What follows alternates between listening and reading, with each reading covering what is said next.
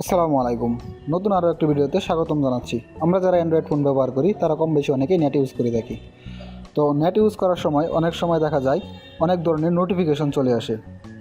তো আপনারা দেখতে পাচ্ছেন এইরকম অনেক নোটিফিকেশন অনেক সময় চলে আসে। তো এই সকল নোটিফিকেশন কীভাবে বন্ধ করবেন তা আজকের এই ভিডিওতে দেখিয়ে দিচ্ছি। এর জন্য প্রথমে চলে যাবেন আপনারা যে কোনো একটা ব্রাউজার অথবা গুগল ক্রোমে অথবা গুগলে। তো এর জন্য আমি আমার ব্রাউজারে চলে যাচ্ছি।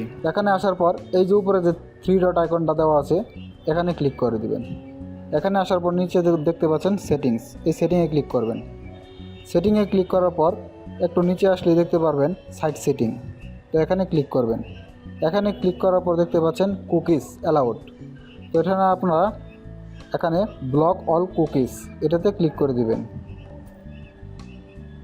এরপর আসলে দেখতে পাচ্ছেন এখানে ওয়াল সাইট, আমার এই সাইটগুলো থেকে অনেক ধরনের নোটিফিকেশন চলে আসে। তো এই সকল নোটিফিকেশনগুলো একটা একটা করে বন্ধ করতে হবে।